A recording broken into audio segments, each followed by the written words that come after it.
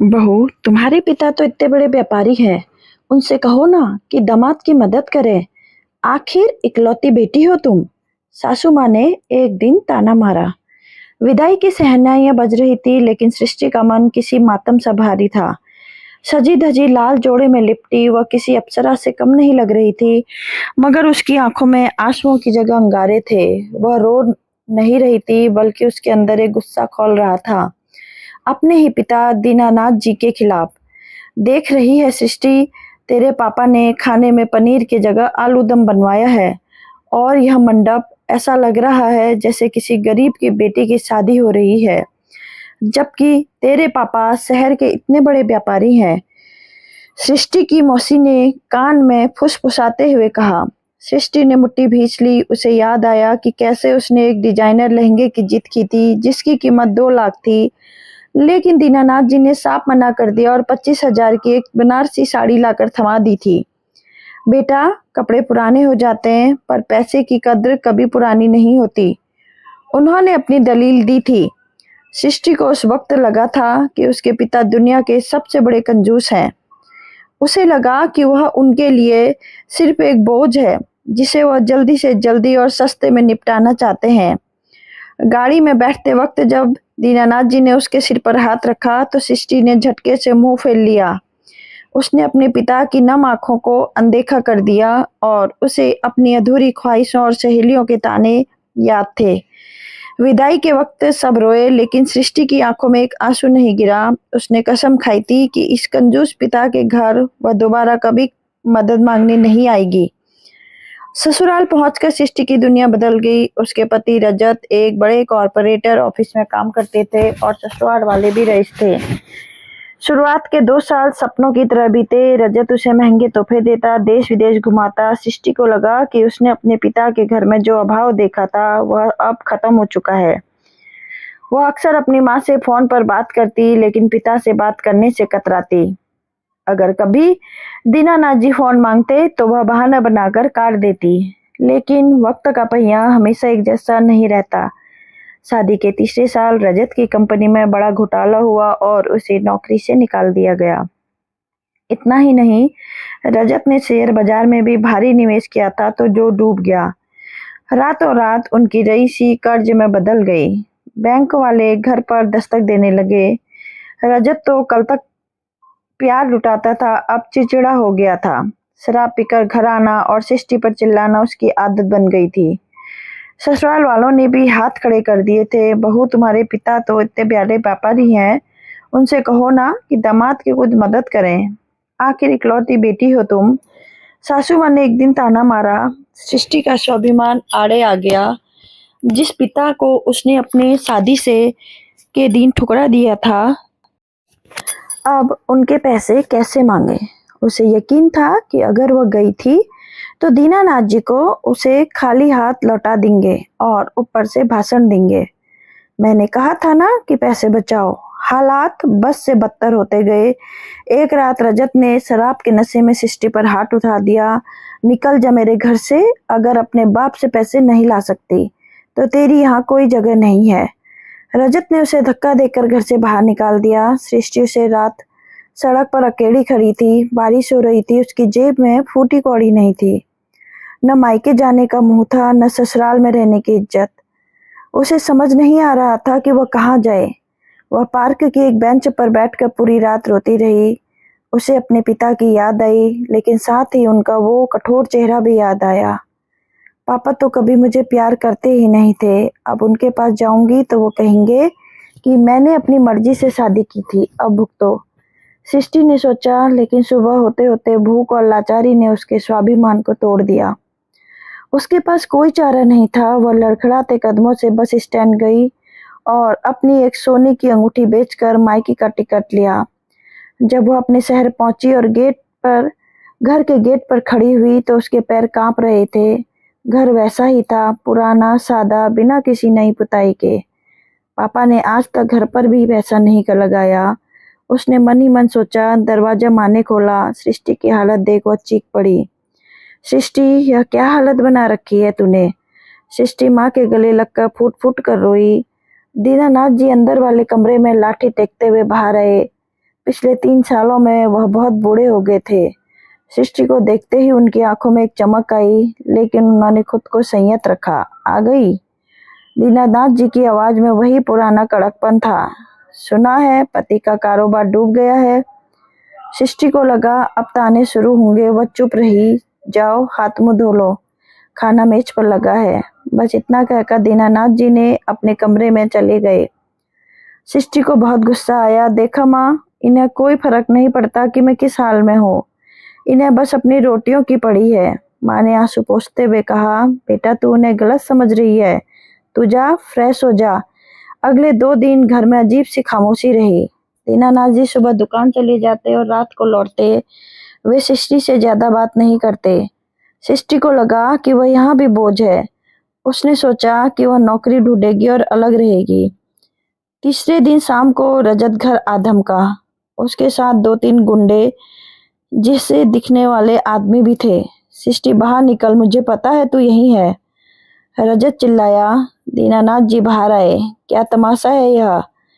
तमाशा नहीं ससुर जी, अपना हक लेने आया हूँ। आपकी बेटी को वापस ले जाने आए हूँ। और हाँ, जो बिजनेस डूबा है उसे उबारने के लिए 50 लाख चाहिए, वरना अपनी बेटी को भूल जाइए। रजत ने बेशर्मी से कहा। सृष्टि सहम गई। उसे लगा आज उसके पता उसे धक्का मार कर निकाल देंगे या फिर अपनी इज्जत बचाने के लिए रजत के पैरों में गिर जाएंगे। दीनानाथ जी ने अपनी चश्मे को ठीक किया और रजत की आंखों में आंखें डालकर बोला, मेरी बेटी कोई सामान नहीं है जिसे मैं तुझे बेच दूं। और रही बात 50 लाख की, तो फूटी कौड़ी नहीं दूंगा तुझे। तो ठीक है, रख लीजिए अपनी बेटी को। आज से हमारा रिश्ता खत्म। और यह घर सूना है, यह आपके नाम पर है। कोर्ट कचहरी के चक्कर में आपको ऐसा फंसाऊंगा कि यह पुराना मकान भी बिक जाएगा। रजत ने धमकी दी। सृष्टि रोने लगी। पापा दे दीजिए ना पैसे, वरना यह मुझे छोड़ देगा। दीनानाथ जी ने सृष्टि की तरफ देखा और कड़क आवाज में बोले, चुप रहे।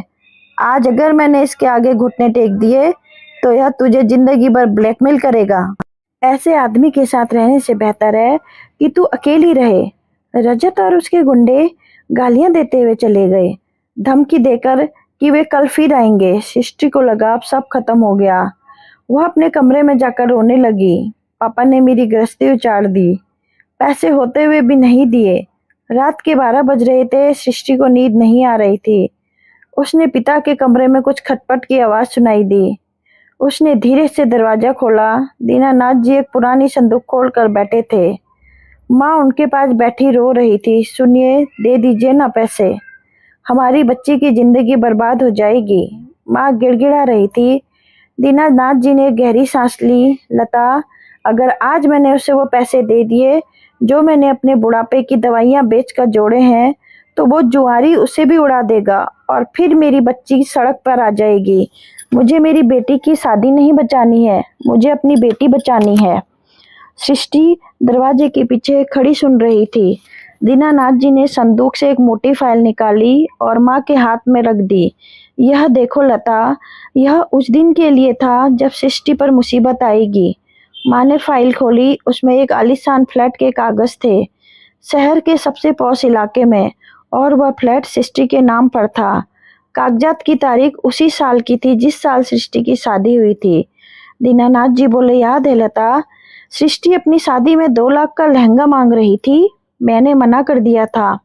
सबने मुझे कंजूस कहा। मेरी अपनी बेटी ने मुझे नफरत की नज़र से देखा, लेकिन मैंने वो 2 लाख की शादी के टेंट डेकोरेशन के 10 लाख बचाकर इस फ्लैट की डाउन पेमेंट की थी। पिछले 3 साल से मैं अपनी दुकान का सारा मुनाफा इस फ्लैट की किस्त भरने में लगा रहा हूँ। मैंने खुद फटी बनियान पहनी ताकि मेरी बेटी के सिर पर एक अपनी छत हो, जो उसके पति या पिता के रहमो करम पर ना हो। सृष्टि के पैरों तले जमीन खिसक गई। दीनानाथ की आवाज भर्रा गई। मुझे पता था कि रजत बड़े घर का है, खर्चे बड़े हैं। अगर कभी ऊंच नीच हुई तो वह मेरी बेटी को ही दबाएगा, इसलिए मैंने उसे दहेज में सोना चांदी नहीं दिया। वो तो रजत बेच देता। मैंने उसे आत्मनिर्भरता दी है। यह घर सिर्फ सृष्टि का है। कल मैं रजत को यह कागज नहीं दूंगा, बल्कि सृष्टि को दूंगा। वो चाहे तो उस घर में रहे या उसे बेचकर अपना बिजनेस शुरू करे। उसे किसी मर्द के सहारे की जरूरत नहीं पड़ेगी। फिर दीनानाथ जी ने अपनी जेब से एक चिट्ठी निकाली। सोचा था मरने के बाद यह चिट्ठी उसे मिलेगी, पर शायद कल ही देनी पड़ी। सृष्टि अब और नहीं रुक सकी। फिर वह दौड़ते कमरे में आई और पिता के पैरों पर गिर पड़ी। पापा! उसका गला रुंध गया था। दीनानाथ जी चौंक गए। उन्होंने जल्दी से अपने आंसू पोंछे और फाइल छिपाने की कोशिश की। अरे, तू सोई नहीं अभी? सृष्टि ने उनके घुटनों को पकड़ लिया। मुझे माफ कर दीजिए पापा, मैं कितनी अंधी थी।